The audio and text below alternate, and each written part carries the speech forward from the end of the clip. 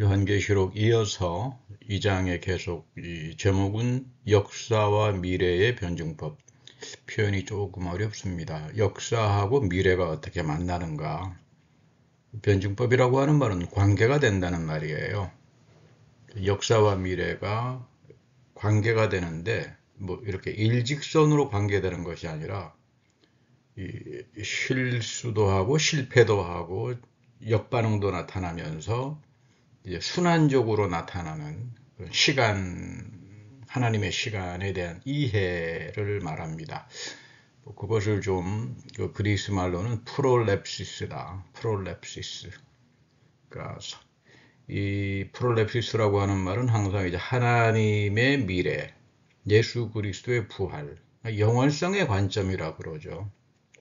하나님의 시간의 관점에서 우리 과거와 현재와 미래를 본다. 이제 이런 시간 개념이 요한계시록에, 요한계시록뿐만 아니라 신약성경 전체도 깔려 있는데, 사실 이 부분을 가장 정확하게 이제 파악하신 분은 이제 어거스틴이라고 하는 분, 410년도에 로마가 알레리크 1세 비스고트 야만족이라고 그러죠. 그들에게 침략을 당했을 때 왜 로마가 침략을 당했냐를 이제 역사적으로 또 사회적으로 또 정치적으로 분석하면서 맨 마지막에는 요한계시록을 가지고 이 로마의 멸망에 답변을 하는 거의 고전에 속합니다.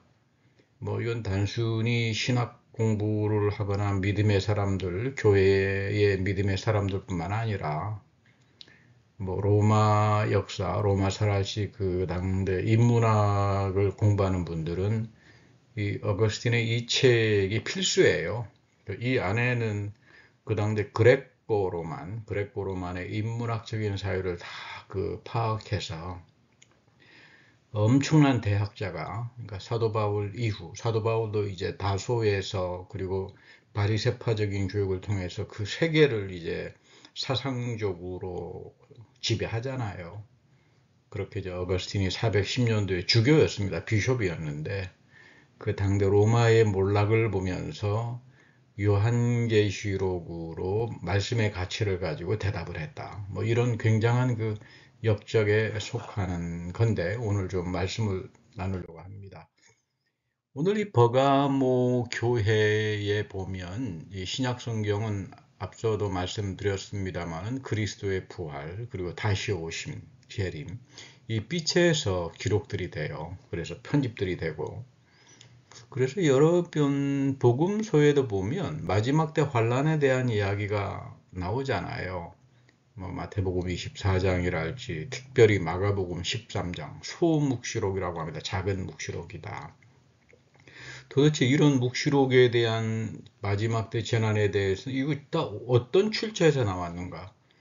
다 30년대, 40년대 그리스도를 쫓아다녔던 사람들의 증언이에요. 그 증언을 편집한 내용들이죠. 이런 것들이 좀 시간이 가면서 90년도, 100년도 사이에 이제 요한계시록에 들어가면서는 아주 그 묵시적인 상징과 그 의미들이 좀 더 이렇게 넓어지면서 확대가 되면서 이제 표현들이 된다고 볼 수 있는 겁니다. 복음서뿐만 아니에요. 사도 바울도 마찬가지죠. 죽은 자들에 대한 부활의 문제, 그리고 마지막 때 사망이 패배당한다. 고린도전서 15장에 나오는 이제 말씀이죠. 그리고 데살로니가전서 4장 13절과 18절에도 보면 이제 잘 나옵니다만 이런 이제 배경들이 묵시적인 사유의 배경이 된다. 그래서 같이 그러니까 요한계시록을 읽을 때 사도 바울은 어떻게 이야기했나 같은 내용을 또 마태나 마가복음에서는 또 어떻게 해석을 했나 좀 더 올라가면은 에스겔에서는 또 다니엘에서는 또는 스가랴에서는 이 계시록이 이야기하고 있는 요한계시록이 이야기하고 있는 내용을 어떻게 또 표현하나 이런 것들을 쭉 비교 검토를 해보면 이제 좀 이해가 쉬워집니다. 무엇보다도 요한계시록은 소아시아의 7교회 보냈다. 이거 역사적인 걸 이야기해요. 아주 중요합니다.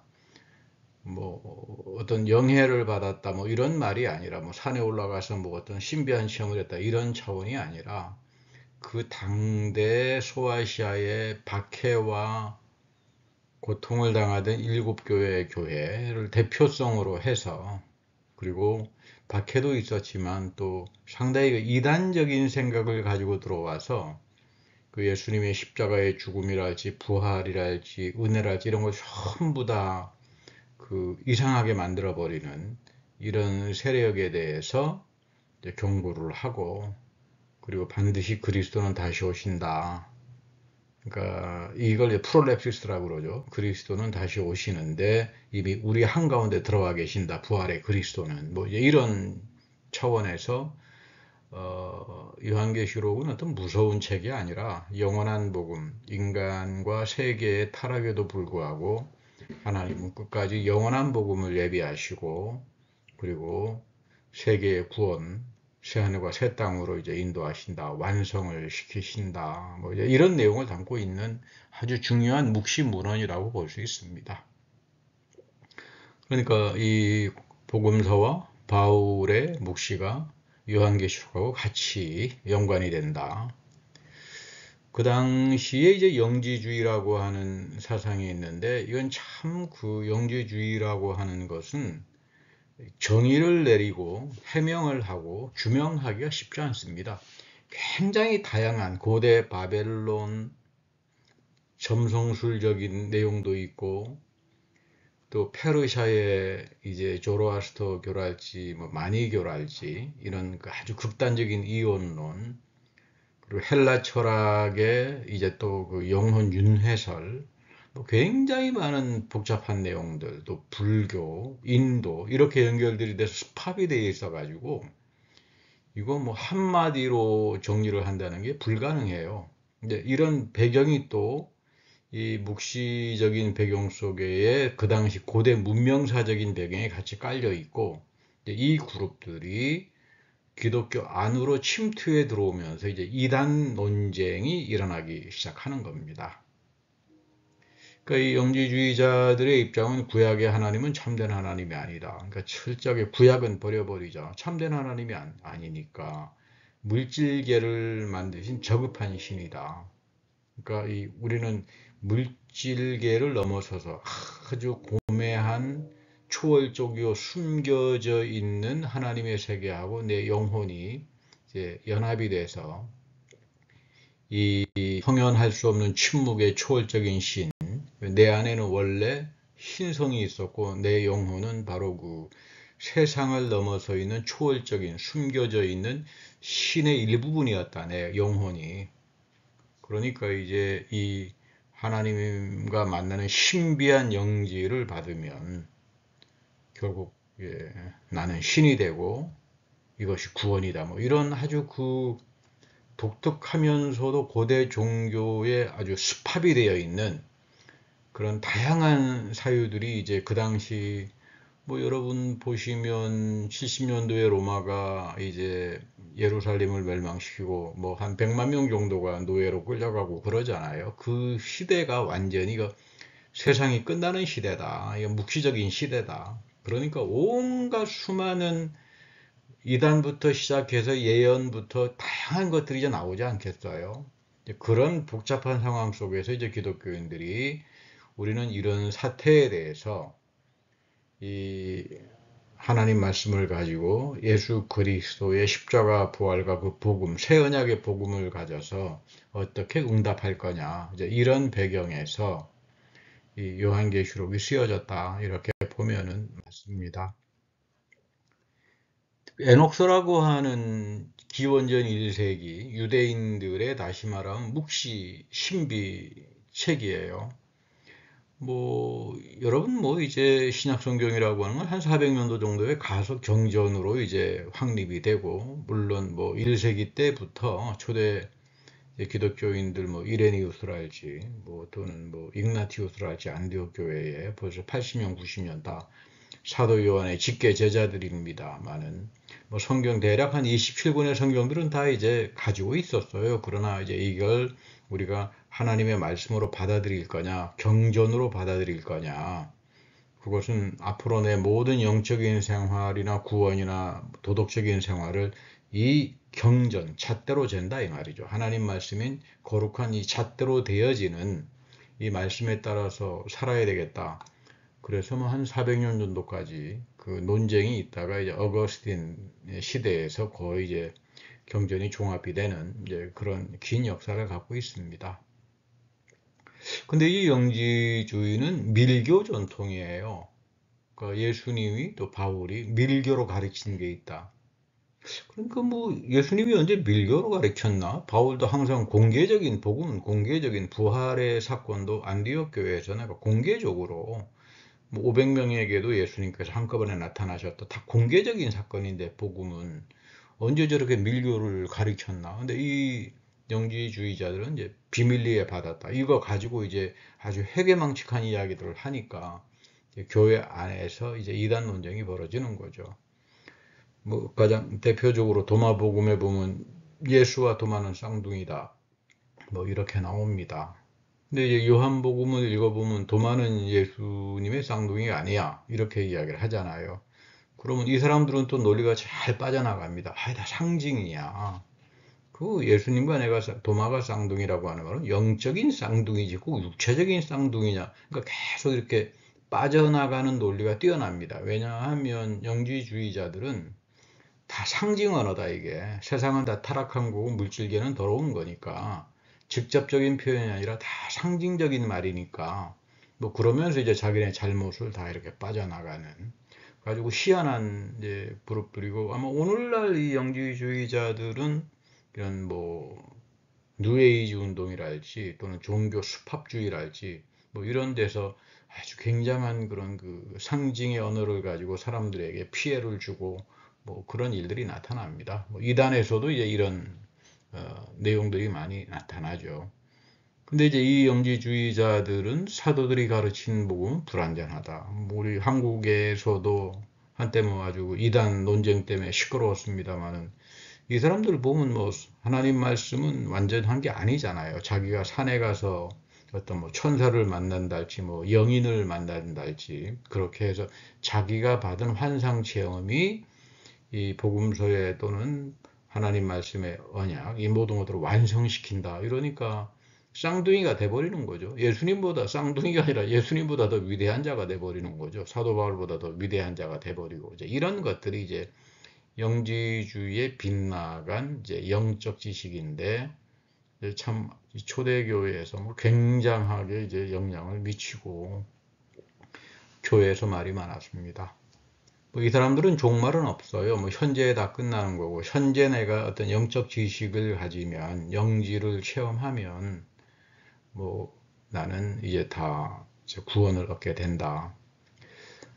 한스 요나스라고 하는 분이 이제 영지주의 종교에 대해서 1934년도에 일종의 고전입니다. 아주 그 학문적인 아마 이분이 유명한 학자신데 아마 독일에서 아주 유명한 대가인 하이데거라고 하는 철학자하고 신학자 중에 루돌프 불트만이라고 하는 뭐 당대 최고의 거장들이죠. 그분 지도하에 대학에서 박사 논문으로 이 영지주의 종교라고 하는 이제 책을 쓰셨는데 그 읽어보면 그 영지주의에 대해서 굉장히 연구가 깊이 있게 잘 돼 있어요. 근데 이분의 이야기에 보면 영지주의자들은 이제 몸은 뭐 아주 경시해 버립니다. 내가 뭐 이제 하나님의 그 신성의 일부로 내가 세계에 떨어진 것 자체가 타락이기 때문에 이 몸과 세계라고 하는 거는 이건 다 경시를 해버려야 되고 뭐 금욕주의로 가든가 아니면 그 몸이나 세계라고 하는 건 다 더러운 거니까 뭐 지름탕에 둥글어서 살아도 아무런 문제가 없다. 그래서 뭐 음행으로 이제 빠져버리죠. 금욕주의나 아니면 음행 이런 양재택일에서 이제 빠져버리게 되는 그런 이야기를 합니다. 에녹서 1, 2, 3, 4가 있어요. 그러니까 이 기원전 대략 1세기 좀 더 넘어가게 되면은 2서나 3서 같은 경우는 뭐 200년도로 추정됩니다만은 이제 많은 사람들의 그 편집이 된 거예요. 묵시 환상 체험이.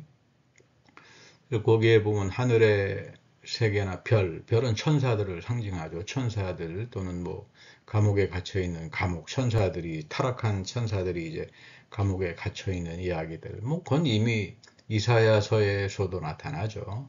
그리고 죽은 자들의 영들이 이제 그 미래의 심판을 기다리면서 갇혀 있는 이제 이런 그 묵시서가 1세기에서 나타나고 이미 이 베드로 전후서에서도 또는 유다서에서도 뭐 요한복음에서도 보면 이 그 에녹서에 대한 그 내용을 알고 있는 내용들이 나와요. 근데 이제 좀 다르게 표현되죠.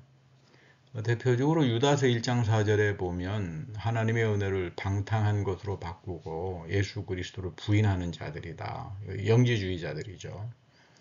이 사람들은 본능적으로 안다 그런다. 자기네는 굉장히 뭐 영적 지식, 영지를 가지고 하나님에 대한 지식을 가지고 있다고 하지만 이 사도들 신약 성경의 이제 입장에서 보면 전혀 무식하고 본능적으로 순간적으로 하는데 전혀 비도덕적이고 온갖 음행과 못된 짓은 다 하고 다니고 그러다 발람과 같은 인간들이다. 발람족들이다. 발람주의라고 이제 이야기하기도 합니다. 여러분 우리 주변에도 뭐 자긴 신령하다고 그러고 기도를 뭐 하루에 3시간씩 한다 그러면서 하는 일들을 보면 그 엉뚱한 짓이나 하고 비도덕하고 아주 이기적이고 그런 사람들 만날 때 있잖아요. 이제 그런 이제 결국 이런 사람들을 가리켜서 가인의 길에서 행한다. 형제들에게 피해를 주고 살해를 행하고 발람 추종자들이다. 이 발람처럼 잘못된 길로 인도하고 그리고 결국은 고라의 패망의 길로 가는 자다. 이렇게 유다서에서 이제 나옵니다. 유다서는 에녹서를 알고 있습니다. 거기 보면 그 에녹서에 대한 인용이 살짝 그 언급이 됩니다. 재림의 그리스도가 와서 이제 심판한다. 그 영지주의자들은 예수님의 재림을 인정하지 않지만 오히려 에녹서를 보면서 너희들이 지금 이 영지주의자들이 에녹서를 많이 보고 이야기했거든요. 너희들이 보는 지금 이 에녹서에도 주님이 오셔서 심판한다는 내용이 담겨져 있는데 왜 너희들은 그렇게 거짓말을 하느냐 이제 이런 식으로 이제 역이용을 이제 합니다. 우리 베드로전서에서도 보면 영으로 가서 음부에 내려가셨다. 주님께서 영으로 가서 옥에 있는 영들에게 주님이 복음을 선포했다. 그러니까 그리스도의 부활의 영, 그 부활하셔서 그리스도의 부활의 영이 성령이 지금은 하나님의 우편에 계시고 천사들과 권세들과 능력들이 부활의 그리스도에게 복종한다. 그러니까 이 영지주의자들은 너희들은 예수 그리스도를 무슨 아주 무시하고 내가 예수와 쌍둥이라고 하고 뭐 천사 정도로 이야기하는데 전혀 그렇지 않다. 그러니까 인간은 예수와 쌍둥이가 아니다. 이제 이걸 이제 이야기해 주는 거예요.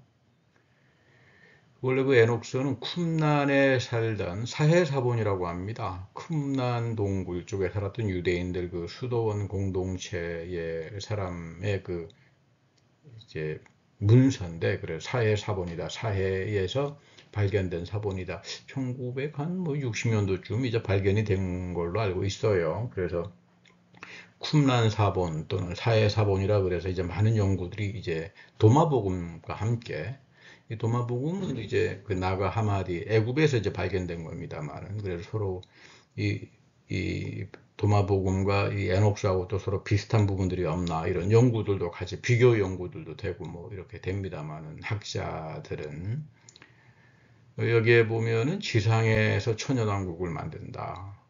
그리고 내용이 보면 구약에 있는 토라의 말씀하고 다른 것들이 많이 나와요. 그리고 천사 파누엘, 하나님의 얼굴이라고 하는 뜻을 갖는 이 파누엘이 메시아 그리스도다. 뭐 이렇게 동일시하기 때문에 그 유대교에서도 경전으로는 인정 안 합니다. 뭐 그렇다고 해서 막 무슨 이단이다 이렇게까지는 안 보고 외경이다. 이걸로는 그저 뭐 우리들의 신앙의 지침을 가지고 살아갈 수는 없다. 그러나 이제 이 베드로 전후서에나 또 유다서에서도 이 에녹서를 알고 있었고 오히려 역으로 이용하면서 그 당시 영지주의자들이 에녹서를 많이 인용하니까 거꾸로 이제 비판하는 그런 측면에서 사용하는 것을 이제 알 수 있습니다. 오늘 그 버가모 교회는 안디바의 순교 이야기가 나오죠. 그리고 사탄의 권자라고 하는 말이 나오는데 이 버가모에는 엄청난 제우스 제단이 있었어요. 제우스를 섬기는 제단이 있고 또 아우구스투스 황제를 모시는 제단이 있고 또 뱀처럼 생겼다 그래서 그 치유의 신이다. 아스클레피우스라고 하는 어떤 뱀의 형상을 한 그런 그 치유의 신 그런 제단이 있어서 특별히 이 버가모에는 로마의 지방 총독의 재판소가 있어가지고 사람들이 이제 어떤 재판 건수가 있으면 소송할 일이 있으면 버가모로 와서 로마의 지방 총독 앞에서 재판을 받아요. 이제 여기서 안디바가 순교를 당합니다. 그 순교를 당한 이유는 그 도시의 이제 우상 숭배에 관여를 안 해서 결국은 이제 죽게 되는데 그런데 이제 거기에 보면 발람의 교훈을 지키는 자들은 우상 제물과 행음에 빠져서 살아간다. 이 역사적 배경이 이제 조금 있다가 나옵니다. 도저히 발람의 교훈을 지키는 자들이 왜 우상의 제물과 행음에 빠졌나. 그리고 이런 사람들은 니콜라 당하고 마찬가지다. 뭐 니콜라라고 하는 사람은 원래 안수 집사의 7사람 중에 한 사람이었는데 이 고린도 전서 6장에 보면 반율법주의자로 빠져버리죠. 이건 뭐 다 구약은 뭐 다 그 율법이고 다 필요 없다. 우리는 이제 은혜의 시대에 사니까 구약 필요 없다. 그 뭐 내 몸이라고 하는 거, 율법이 필요 없으니까 내 몸이라고 하는 건 뭐 마음대로 그냥 해도 괜찮잖아요. 뭐 그러면서 이제 초대교회의 이제 이단으로 가버리게 됩니다. 근데 우리 뭐 사도 바울 선생은 너의 몸은 그리스도의 지체고 몸은 거룩하게 지낸다라고 하는 것은 무슨 금욕을 가지고 산다는 게 아니라 건강하게 음행하지 않고 깨끗하게 도덕적으로 살아가라. 너의 몸은 하나님의 성전이 아니냐. 그러니까 기독교는 몸을 굉장히 소중하게 여기는 종교예요. 그 말씀이 육신이 됐다 그러잖아요. 요한복음에서도 성육신이라고 그러죠. 하나님 말씀이 인간의 육신을 입었기 때문에 몸이 소중한 거다. 하나님의 아들도 몸으로 오셨는데 그렇게 이제 항상 영적인 거라고 하는 건 몸하고 연결이 돼 있는 거지. 좀 다릅니다. 발람은 거짓 선지자입니다. 이스라엘을 광야 생활할 때 이 바알 숭배를 해가지고 음행으로 결국은 타락시켜서 죽임을 당하는 우리 베드로 후서 2장 15절에도 이 너희들이 왜 발람의 길을 쫓아가느냐 하면서 발람에 대한 이 구약 성서의 이야기가 이렇게 인용이 됩니다. 그러니까 이런 영지주의적인 습합주의와 음행은 구약에서도 항상 토라를 거역하게 되고 이 신약 성서는 바로 이 로마의 다신주의 이런 우상 숭배의 배경 속에서 이제 초대교가 있었기 때문에 이런 많은 그 외부적인 도전과 마찬가지로 내부에서는 또 아주 이상한 잘못된 이제 그 이단적인 사상을 가진 양측에서의 공격에 굉장히 많이 이제 시달린 것을 알게 됩니다.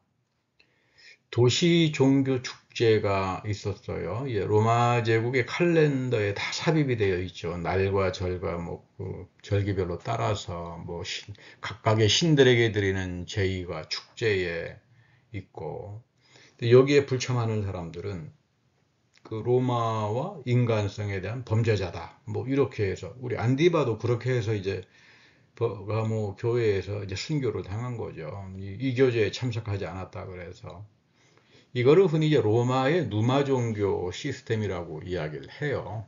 이 로마의 누마 종교의 시스템이라고 하는 것은 뭐 신은 믿을 필요 없다. 신은 믿을 필요가 없고 그러니까 뭐 경전도 교리도 뭐 이런 뭐 구원도 이런 거 필요 없다. 다만 희생제사를 신들에게 잘 드리고 정기적인 이런 희생제사에 참석하면 로마가 다 이 신들이 로마를 잘 지켜주고 번영하게 해준다. 그러니까 일종의 이 번영과 기복신앙의 정점이었어요. 로마의 누마 종교라고 하는 게. 그러니까 우리 현대판 뭐 기복신앙 뭐 이런 거에 그 로마가 아주 원조격이 되는 거죠. 그러니까 이런 그 도시 종교 이방 축제에 참여하는 자들은 신들과 황제와 그 가족들을 위해서 축복을 해야 되고 또 로마가 전쟁에서 이겼으면 그걸 축하해야 되고 뭐 제사에 참여해서 복을 다 빌어야 된다. 일종의 로마 시민들의 의무사항이에요. 이제 이걸 하게 되면 그 이방의 대사제가 관을 쓰고 자주색의 옷을 입고 아주 화려하죠. 자주 색깔은 그 로마 시대에는 황제나 원로원들이나 입고 다닐 정도의 아주 화려하고 비싼 그런 좋은 고급 옷입니다. 그리고 참가자들은 향을 피워야 되고 또 황제의 초상을 들고 신들의 형상을 들고 행렬에 참가합니다. 그리고 이제 맨 앞에는 화환으로 아주 장식한 송아지를 앞에 세우고, 그리고 도살장에 가게 되면은 이제 사제들이 이제 죽여서 희생제사 드린 다음에 그 음식을 사람들에게 나누어 주고, 술도, 그리고 같이 신전 사제에서 그 봉사하는 여성들도 그날은 다 공짜예요. 그러니까 그건 뭐 도시 축제 정도가 아니라 이런 일만 벌어지면 이런 축제에 참석해서 술도 얻어먹고 뭐 환락에 빠지고 송아지 고기를 먹었으니까 얼마나 맛있겠어요. 그거 먹고 그다음 또 뭐 신전에서 일을 돌보는 여자 사제 그 예쁜 창기들하고 뭐 마음대로 해도 다 공짜라 그러니까 아주 뭐 바글바글 거리는데 안디바가 거기에 참석 안 한 겁니다. 좀 그런 면에서 이제 버가모 교회의 그런 그 스토리들이 상당히 가슴 아픈 이야기들이고, 또 이 계시록이라고 하는 건 철저하게 그 시대에 고난받는 이제 교회들에 대한 내용을 담고 있다. 아마 여러분들 D.H. 로렌스라고 하는 분 아실 거예요. 아마 차틀레이 부인의 사랑으로 뭐 알려진 문학가기도 합니다만은, 근데 이분은 뭐 제가 이분을 지금 언급하는 이유는 뭐 이분이 단순한 뭐 에로 문학과 또 뭐 외설의 문학 이런 분이 아니라 거의 천재에 속하는 사람이에요. 아마 제가 알기로는 처음으로 요한계시록을 집필했을 거예요. 1930년도에. 문학 비평가로서는. 저는 이분이 쓴 요한계시록과 또 두 번째는 예수님의 부활에 대해서 굉장히 그 탁월한 문학적 상상력을 가지고 재해석을 합니다. 그래서 저는 이 로렌스를 문학가 이전에 이제 문학신학, 신학을 하는 신학적 차원에 있는 분으로 좀 관심을 가지고 좀 들여다 본 적이 있습니다만은, 이분의 그 계시록을 읽어보면 당대 1930년도죠. 그 당대 계시록에 대한 연구들은 거의 다 섭렵했어요. 뭐 고대 바벨론, 뭐 헬라 철학, 페르시아와 그 로마의 유대 묵시적 문헌들 거의 다 자기가 할 수 있는 거 다 검토했어요. 그러니까 뭐 문학자로서는 굉장한 분이죠. 뭐 차탈레 부인의 사랑 써서 맨날 그냥 뭐그 에로스적인 뭐 이런 것만 이야기하신 분이 아니고, 그렇게 쓴 그 배경에는 다 자기가 갖고 있는 이런 사상적 배경이 깔려 있습니다. 이분은 어릴 때 침례교 계통에서 자라셨는데 기독교에 대해서 굉장히 혹독하게 비판을 이제 합니다. 이분의 그 비판에는 우리가 좀 경청해야 되는 부분이 있어요. 아니, 복음서의 주제는 사랑과 용서인데 그 왜 계시록은 무시무시한 심판과 폭력과 저런 전쟁을 말을 해야 되나? 이거 틀려도 너무 다르지 않느냐?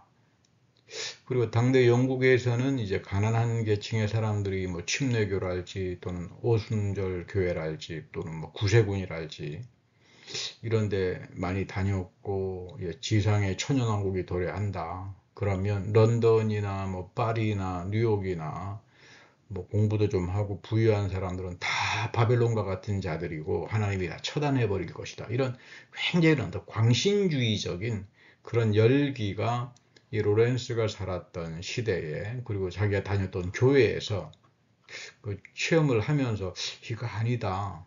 기독교의 복음이라고 하는 건 원래 사랑과 용서의 복음인데, 이제 그런 관점에서 복음서를 썼습니다.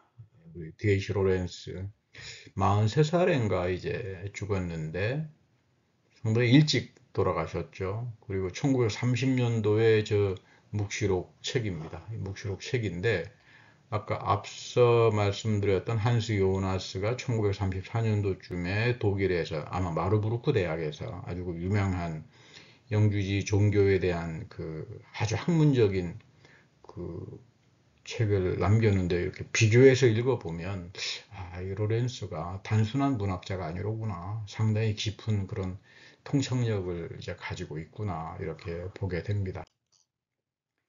이 성서와 고대 근동 문화를 보면 이 로렌스가 비판하는 것은 왜 하나님의 말씀을 자기 멋대로 권력을 위해서 이용하느냐 교회가 그건 바람직하지가 않다. 이제 이 로렌스는 고대 근동의 종교적 차원, 바벨론이랄지 뭐 페르시아랄지 헬라의 이런 철학적 배경에서 계시록을 재해석해요. 그러니까 이분이 탁월한 것은 상징 언어를 굉장히 탁월하게 잘 해석을 해요. 그런 장점은 있죠. 그런데 이분의 약점은 이 계시록이 가지고 있었던 우리가 지금 말씀드리는 소아시아 때의 이런 사회적인 삶의 배경이나 순교나 그 남은 자로서의 살았던 사람들에 대한 고난에 대한 하나님의 위로, 은혜 이런 거를 잘 이해하지 못해요. 원래 계시록의 기독교가 심판과 저주를 말하는 것이 아니고 또는 뭐 지상에서 천연왕국을 만들어 가지고 혁명을 해 가지고 권력을 추구하는 그런 종교가 아니라 이 순교자들과 박해받는 자들을 위한 하나님의 위로와 은혜, 영원한 복음을 전하잖아요. 새 언약의 복음이 이제 너희들에게 영원한 복음으로 올 것이다. 그리고 계시록은 에스겔과 다니엘의 묵시적인 전통에 서 있고 더 나아가서 출애굽의 언약계 전통. 여러분 그렇잖아요. 출애굽에도 보면 언약계라지 그런 상징적인 전통이 많이 있습니다.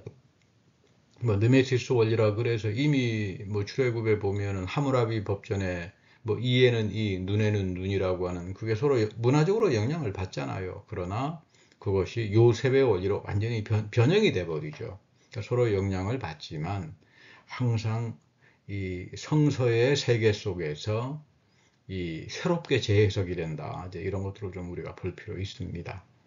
구약 성경에는 우상 숭배를 금지하지만 뭐 언약궤나 촛대 그리고 뭐 세라핌 천사들 또 예배의 상징 그리고 뭐 우리 여러분 레위기의 내용 보면 제사문서죠. 그런 그 하나님께 예배 드릴 때 그런 상징에 대한 것들을 다 이렇게 허락하잖아요.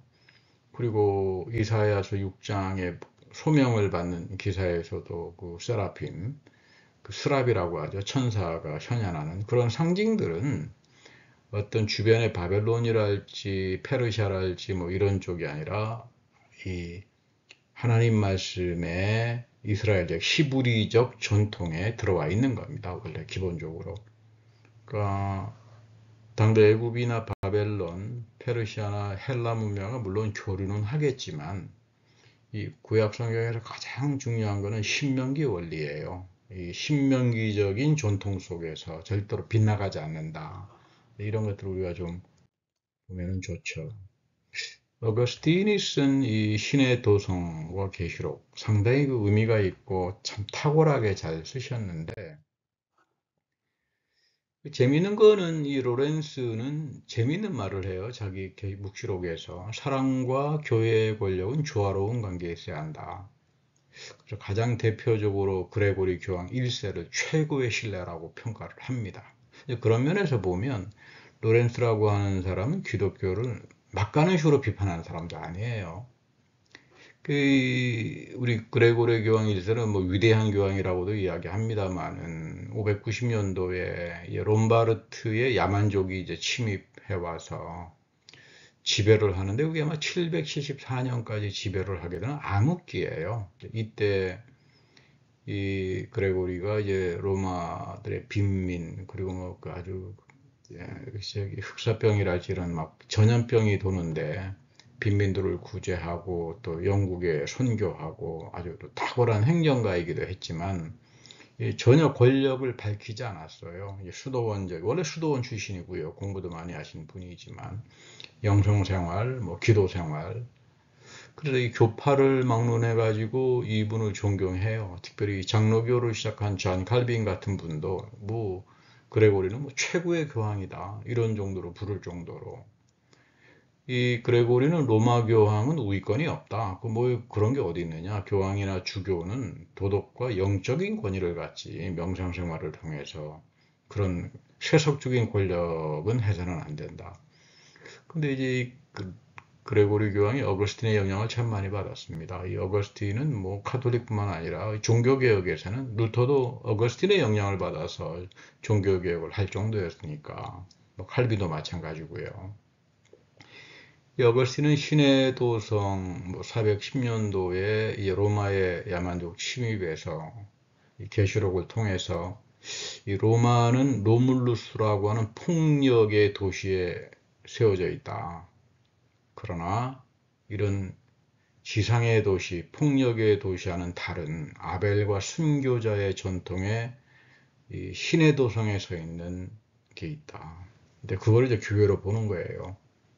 그러니까 로마가 망한 것은 그 당대 로마가 망한 것은 저 연약한 기독교를 받아들였기 때문에 그 결국은 로마가 망하게 됐다. 엄청난 그런 이제 공격들이 많았었고 또 하나님 믿는 사람들도 아니 하나님께서 기독교를 로마에서 이제 살려주셨고 했으면 이 로마를 보호해 주셔야 되지 않느냐 그런 굉장히 많은 그 질문들이 이제 나오는데 어거스틴은 그것이 아니라 이 로마 도시가 갖고 있는 욕망의 과잉 그 기독교인들이 갖고 있는 이름밖에 없는 기독교인들의 어떤 집단적인 이기주의 그래서 교회는 남은 자로서 이런 잘못된 것들은 피해야 되고 이 영적인 가난과 까리타스, 사랑으로 살아갈 수 있어야 한다. 이제 이거를 아주 중요하게 어거스틴이 말을 합니다. 그러니까 이제 이분이 천연왕국은 로렌스가 이야기하는 것처럼 지상의 천연을 만들어서 막 권력을 장악하고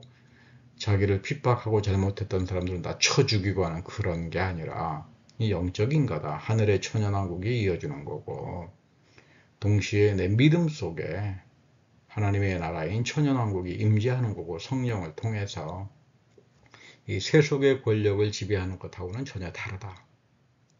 항상 이 말씀의 가치와 공공선 그리고 남에게 해를 끼치지 않는 그런 민주주의 또 국가를 존중하는 것 그러면서 우리는 이 세속의 도시가 아니라 새 예루살렘에 속한 하늘의 그 시민권자로서 살아가는 거다. 뭐 이런 게 다시 말하면 어거스틴의 기본적인 이제 이 입장이고요. 이게 이제 그레고리 첫 위대한 교황에게도 바로 이어져서 뭐 이런 전통들이 쭉 이어졌으면 참 좋을 뻔했는데 이런 사도 바울, 어거스틴, 그레고리까지 아쉽죠. 그러다가 이제 롬바르트 야만족 끝나고 난 774년, 800년도부터는 샤르만의 제가 프랑스에서 프랑크 왕국이라고 합니다. 장악하면서 이른바 신성 로마 제국이 만들어지고 유럽에 이제 그때부터 이제 로마의 교황권이 타락하기 시작합니다. 그러니까 우리가 특별히 종교개혁 전통에서는 이제 어거스틴, 바울 어거스틴 상당히 중요하게 봅니다. 그리고 그들이 썼던 그 시대의 그 역사적이고 시대의 변혁기 때 하나님 말씀을 가지고 이 요한계시록을 가지고 어떻게 응답을 했는가 뭐 이런 것들은 우리가 오늘 버가모 교회에 대한 그 내용들을 배우면서 한 번 정도는 그 생각해 보는 게 상당히 의미가 있지 않나 생각을 해 봅니다.